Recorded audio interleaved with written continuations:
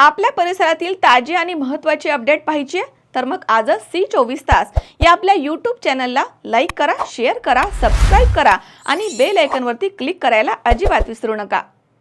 सौंदर्य ते फक्त चेहऱ्यावर नसतं, ते चमकतं तुमच्या दागिन्यांमधून. सोने, चांदी, हिरे आणि विश्वासाचं तेजस्वी नाव ओम मयूर ज्वेलर्स, संगमनेर. पिढ्यानपिढ्यांचा वारसा, आधुनिक डिझाईनची चमक आणि विश्वासाचं नातं. सर्वात कमी भाव, सर्वात कमी मजुरी, सोन्याची शुद्धता बिलावर लिहून देणारे एकमेव दालन आणि 100% हॉलमार्क शुद्धतेची हमी फक्त ओम मयूर ज्वेलर्समध्ये. खास गोल्ड SIP योजना, मजुरीवर तब्बल 100%पर्यंत सूट. लग्न कार्य असो, सण समारंभ असो किंवा खास क्षण, तुमची कहाणी सांगणारे दागिने मिळतील फक्त इथेच.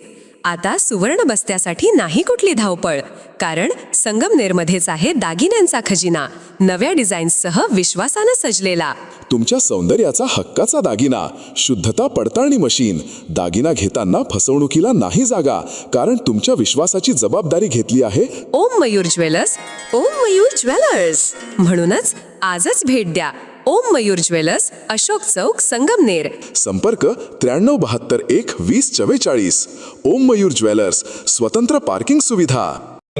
मुलीसारखं प्रेम करणारी सगळी मंडळी, हा अतिशय आनंदाचा क्षण आहे आणि बहुप्रतीक्षित असा क्षण आहे. कारण मी देखील अनेक वर्ष या मुलांना, ज्यांना ड्रॉइंगमध्ये, डिझाईनमध्ये, आर्किटेक्चरमध्ये, ज्यांना फॅशन डिझायनिंगमध्ये, ॲनिमेशनमध्ये, अशा वेगवेगळ्या क्षेत्रात ज्यांना रस आहे, अशा मुलांना ज्यावेळेस आपण गाईड करतो त्यावेळेस मोठं प्रश्नचिन्ह उभं राहतं की आता तुला बाहेर जावं लागेल, आता तू पुण्यात जा, आता तू नाशिकला जा.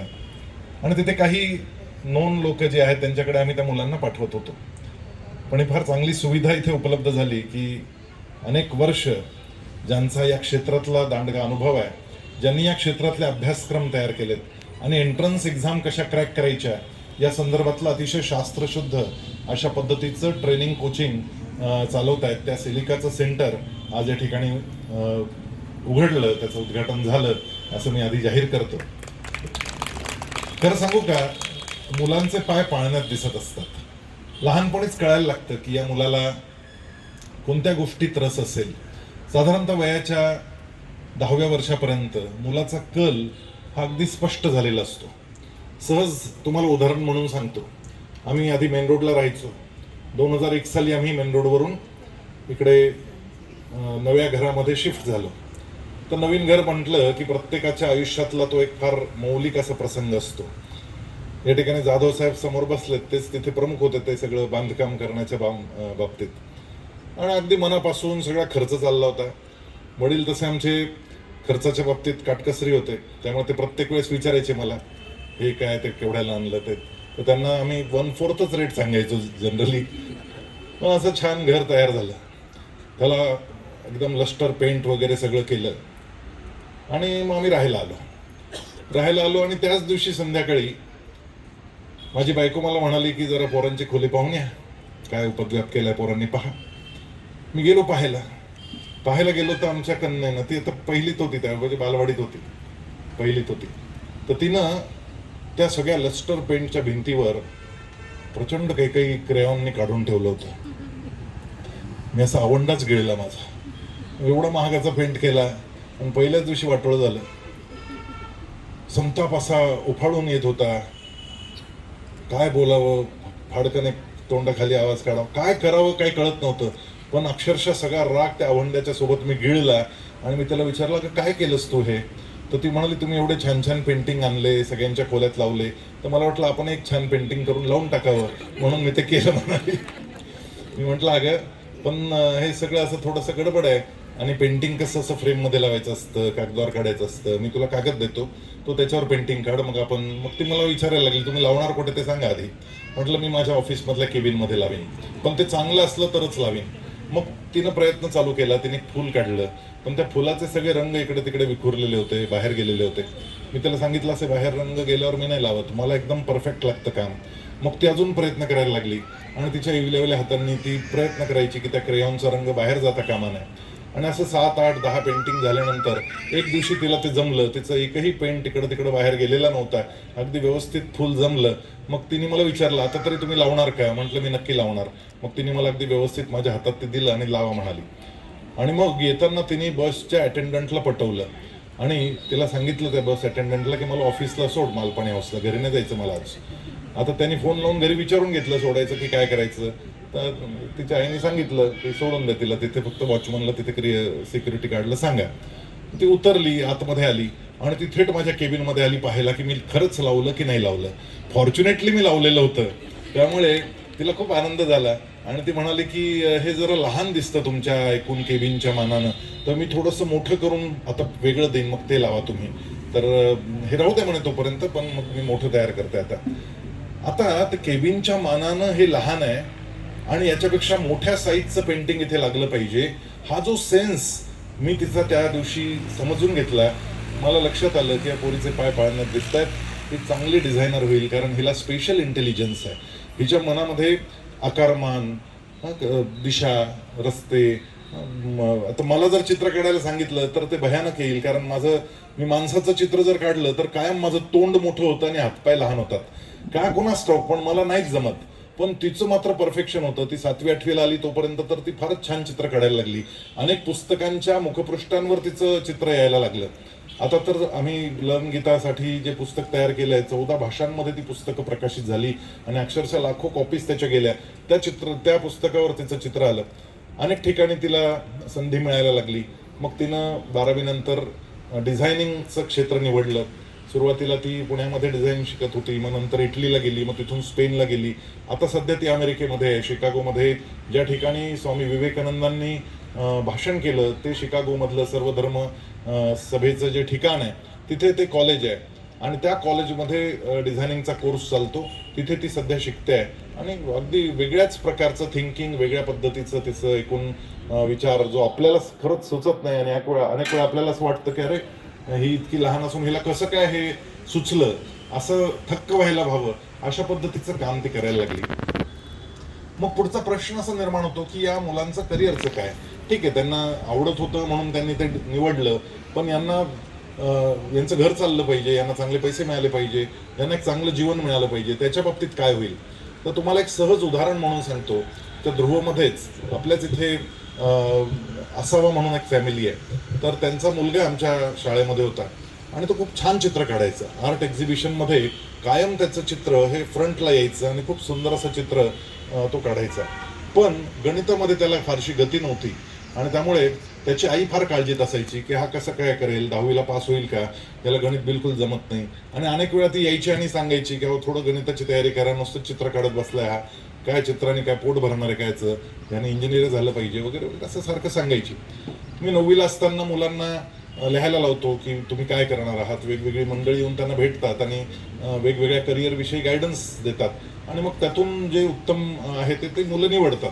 आईवडिलांशी बोलतात, शिक्षकांशी बोलतात आणि मग त्यातून मी काय करणार आहे निवडतात. त्या मुलांना लिहिलं होतं मला NID ला जायचं. NID म्हणजे नॅशनल इन्स्टिट्यूट ऑफ डिझाईन, ते अहमदाबादमध्ये आहे. जसं IIT ही इंजिनिअरिंग क्षेत्रातली सर्वोच्च संस्था आहे, तशी NID ही डिझायनिंगच्या क्षेत्रातली सर्वोच्च संस्था आहे. तर त्यांनी त्याच्या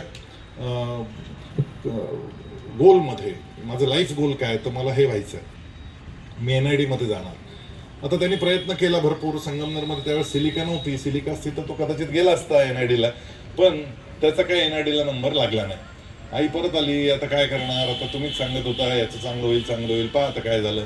म्हटलं अहो थांबा ना, अजून बाकीच्या ठिकाणचे रिप्लाय यायचे आहेत. आणि नेमका एक रिप्लाय आला, NIFT national institute of fashion technology नावाच्या संस्थेमध्ये त्याला प्रवेश मिळाला, पण कॅम्पस मिळाला पटना, बिहार.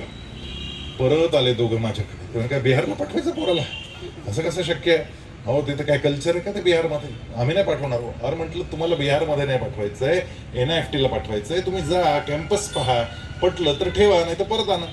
मग ते दोघे गेले तिथे कॅम्पस पाहायला, समाधान झालं. मग त्यांनी त्या कॅम्पसमध्ये त्या मुलाला ठेवलं. पहिल्याच वर्षी त्या मुलानं जर चित्र एका स्पर्धेसाठी काढलं तर त्याचं बिहार राज्यामध्ये ते चित्र निवडलं गेलं आणि दिल्लीत होणाऱ्या नॅशनल डिझायनिंग कॉम्पिटिशनमध्ये बिहारचं प्रतिनिधित्व करण्यासाठी म्हणून त्याच्या चित्राची निवड झाली आणि 1 लाख रुपयाचं पारितोषिक त्याला तिथल्या मुख्यमंत्र्यांनी त्याला दिलं. तो फोटो आला 1 लाख रुपये आणि त्याची 5 वर्ष 4 वर्षाचा कोर्स होता तो काहीतरी. त्याची फीच निघाली ना, कारण ते सरकारी कॉलेज आहे, तसं फी कमी असते.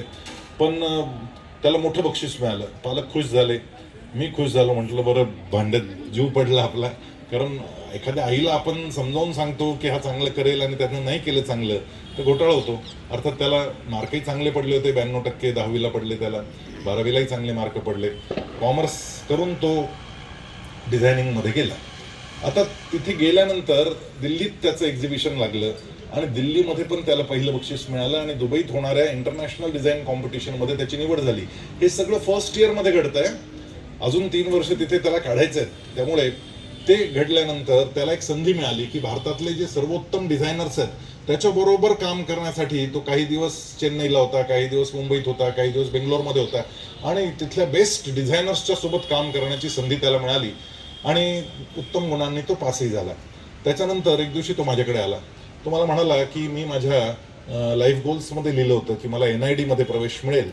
तो मला मिळेलही आता पोस्ट ग्रॅज्युएशनसाठी. पण मला असं वाटतं की आता मी IIT ला जावं आणि IIT गुवाहाटीचा प्रवेश मला ऑलरेडी मिळाला आहे. म्हटलं कोल्ह्याला द्राक्षे आंबट असतात तसा हा प्रकार आहे. तुला NID ची ॲडमिशन मिळाली असती आणि जर तू ठरवलं असतं की नाही मी आता NID ला जात नाही, मला IIT ला जायचंय, तर मी मान्य केलं असतं. पण तुला ॲडमिशन मिळालेली नाही आणि तू म्हणतोय की मला ते नको आता, तर हे कोल्ह्याला द्राक्ष आंबट असल्यासारखा हा प्रकार आहे. तो म्हणाला तसं नाही, माझा नंबर तिकडे लागेल पण अजून रिझल्ट आलेला नाही. म्हटलं रिझल्ट आल्यानंतर येऊन भेट. एक 8-10 दिवसांनी तो परत आला भेटायला मला. तो म्हणाला रिझल्ट आला. म्हटलं लागला का नंबर, पहा म्हणाला लिस्ट. आणि ओपन कॅटेगरीमधून 1 नंबरचं नाव त्याचं होतं, नंबर 1. NID मध्ये सिलेक्शन झालं. म्हटलं मग आता? तो म्हणे मला नाही जायचं NID ला, आम्हाला IIT ला जायचं. म्हटलं now it is your decision. आता मला त्यातलं फारसं कळत नाही, आता तू जे ठरवशील ते योग्य. आणि त्यानंतर तो IIT गुवाहाटीला गेला. 2 वर्ष तरी तिथे काम केलं, पोस्ट ग्रॅज्युएट झाला. नंतर त्याला बेंगलोरमध्ये चांगला जॉबही मिळाला, फ्रीलान्स काम करायला लागला. एक दिवशी भेटला मला बेंगलोरून येताना, विमानातच भेटला नेमका. मी त्याला विचारलं काय रे कसं चाललंय? मस्त चाललंय म्हणाला. म्हटलं पैसे किती कमवतो सांग, मला बाकी काय कळत नाही जास्त. मारवाडी माणूस आहे आपण, आपल्याला काय बाकी काय घेणं, पैसे किती कमवतो ते सांग. तर त्या पोरानं मला जे सांगितलं ना, तो म्हणाला की इथे तर मला 2 लाख रुपये महिना म्हणजे 24 लाखाचं पॅकेज माझं वर्षाचं इथलं आहे. पण मी फ्रीलान्स म्हणून काम करतो, त्याचेही मला 1,00,000 रुपये मिळतात. त्या व्यतिरिक्त गुवाहाटीच्या IIT ला मी ऑनलाईन लेक्चर्स द्यायला लागलेलो आहे प्रोफेसर म्हणून, तर त्याचेही मला वेगळे पैसे मिळतात. So all together I get 3.54 lakh rupees per month. अरे म्हटलं हे तर कमाल केली. आमच्याकडे इंजिनियर झालेल्या पोराला 20 आणि 25,000 रुपये पगार मिळतो आणि हा डिझायनिंग करणारा पोरगा हा 4-4.5 लाख. आल्या पहिले मी त्याच्या आईला फोन लावला. म्हटलं का किती वेळा आल्या तुम्ही माझ्याकडे रडत रडत की माझ्या पोराचं काय होईल, माझ्या पोराचं काय होईल. पहा काय करतोय चमत्कार पोरग. आई पण अतिशय खुश होती आणि तिने मान्य केलं की ज्या गोष्टीची आवड मुलांना आहे ती गोष्ट मुलांना आपण करू दिली पाहिजे. स्वे स्वे कर्मण्यभिरतः संसिद्धिं लभते नरः. आपल्याला जे येतं स्वे स्वे कर्मण्यभिरतः, आपल्याला जे येतं ते आतलं बाहेर आपण जर करू शकलो की माझ्या मनात जे आहे ते मला माझं प्रोफेशन म्हणून करता आलं पाहिजे, मला ज्याची आवड आहे ते मला करता आलं पाहिजे. हे ज्या क्षणी जमेल स्वे स्वे कर्मण्य अभिरतः, त्या कामात अभिरत झालं तर काय घडतं? संसिद्धिं लभते नरः, त्याला सिद्धी प्राप्त होते. आणि आज सिद्धीनं ही सिद्धी प्राप्त केलेली आहे. आणि इतकं छान हे सेलिकाचं या ठिकाणी ट्रेनिंग सेंटर ओपन झालेलं आहे. वेगे साहेब, thank you for this opportunity given to Sangamner and I'm very sure she will do a wonderful job. आम्ही सगळे तिच्या सोबत आहोत, आम्ही सगळे तिच्यावर खूप प्रेम करणारी मंडळी आहोत आणि त्यामुळे तिनं काहीतरी नवीन सुरू केलं म्हटल्यानंतर आम्ही सगळे तिच्या पाठीशी खंबीरपणे उभे राहणार आणि इथलं हे सेंटर निश्चितपणे खूप यशस्वी होईल यात काही शंका नाही. ते टीचर्सही खूप चांगले मिळतील कारण संगमनेरमध्ये ऑलरेडी खूप चांगली मंडळी या क्षेत्रात काम करणारी आहेत, ती मदत करतील तिला. आणि हे नवीन सेंटर निश्चितपणे संगमनेरातल्या आर्टिस्ट मुलांना एक वेगळ्या प्रकारची दिशा देण्याचं काम करेल. जग अत्यंत वेगानं बदलत आहे. AIचं प्रचंड आगमन ज्या वेगानं होत आहे त्या वेगानं तुमच्या माझ्यापैकी प्रत्येकजण डिझायनर झालेला आहे. कारण आपल्याला काहीच करावं लागत नाही, आपल्याला फक्त ChatGPTत जायचं आणि आपल्याला सांगायचं की लगेच पोस्टर तयार होऊन येतं. हे आता व्हायला लागलंय. त्यामुळे जे पोस्टर करायला पूर्वी आपण डिझायनरकडे जायचो ते पोस्टर आपण आपल्या घरीच तयार करायला लागलेलो आहोत. ही वस्तुस्थिती आहे. परंतु हे आक्रमण केवळ डिझायनिंगच्या क्षेत्रात नव्हे, अगदी प्रत्येक गोष्टीमध्ये, प्रत्येक क्षेत्रामध्ये, सॉफ्टवेअर असो, अकाउंटिंग असो, मेडिकल प्रोफेशन असो, प्रत्येक ठिकाणी तुम्हाला हे पाहायला मिळेल. त्या प्रत्येक ठिकाणी टिकणार कोण आहे, तर जो चाकोरी बाहेर जाऊन विचार करतो, जो वेगळा विचार करू शकतो, ज्याच्यामध्ये वेगळी क्रिएटिव्हिटी आहे, अशा मंडळींचा त्यांना काही कधीच आयुष्यात त्यांना अडचण येणार नाही. आणि कलाकार मंडळी जी असतात, म्हणजे सिद्धीमध्ये या कला ज्या आलेल्या आहेत, तर वडील आर्किटेक्ट आहेत, आई तर वेगवेगळ्या क्षेत्रात कलाकार म्हणून आपल्या सगळ्यांना त्या ख्यातनाम आहेतच.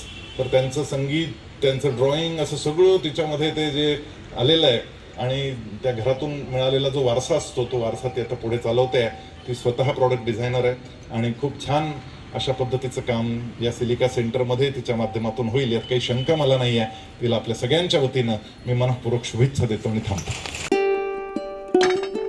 सुनबाई, आजही चहा काल सारखाच बनव. अगं, कोणती नवीन चहापत्ती आणली आहेस का? काय ग, कालच्या चहाचं रहस्य काय आहे? प्रत्येक चांगल्या चहासाठी आवश्यक आहे राजहंस दूध. चहापत्ती तीच, फक्त दूध नवीन. आणि माझ्या चहाला मिळाला सुंदर रंग आणि स्वाद. तुम्ही फक्त दूध बदला, राजहंस दूध आणा आणि असा मस्त चहा बनवा.